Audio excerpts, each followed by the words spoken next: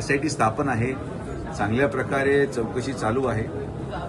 ही गोष्ट तुम्ही वैशिष्ट्य पहा की एवढं जाळं पसरून देखील आमचं त्यामध्ये कुठलाही संबंध आढळत नाही. याचंच तुम्हाला लोकप्रतिनिधी आणि एका परिवाराला देखील क्रेडिट दिलं पाहिजे की जिथं ज्या तालुक्यामध्ये, ज्या शहरामध्ये, ज्या भागामध्ये एवढं सगळं पांगलेलं आहे, त्यामध्ये 40 वर्ष असलेला एक परिवार, त्या परिवाराचा कुठलाही घटक अजिबात त्या प्रक्रियेत नाही.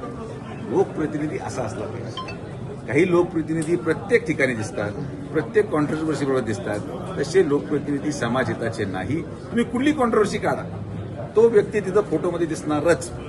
मग खरात असो, फिस्पे असो, घोटाळा असो, खंडणी असो, ही केस असो, अशी कुठलीही केस नाही की जिथं एक लोकप्रतिनिधी वारंवार दिसत नाही. आणि इथं एक असा परिवार आहे जो 40 वर्ष जिल्ह्यामध्ये राजकारण करतोय, पण त्याच्या मतदारसंघामध्ये खाली जे काही झालं त्या प्रक्रियेमध्ये कुठंही लांबपर्यंत आपला कुठलाही संबंध आढळून येत नाही. माझं सांगायचं तात्पर्य एवढंच की खरात प्रकारामध्ये जे गोष्टी घडल्या त्या निष्पाप लोकांचं बळी गेला.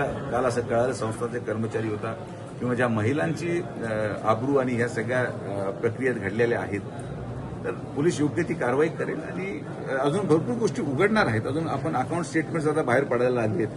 काही त्या ठिकाणी मी मान्य करेल की अकाउंट स्टेटमेंट्स आल्यानंतर बरेचसे लोक हे कोणी ना कोणीतरी पदाधिकारी असू शकतो पक्षाचा, किंबहुना कोणत्या पक्षाचा असू शकतो, त्याच्या खात्यामध्ये पैसे शकतो, आमच्या गटाचा एखादा माजी नगरसेवक असेल.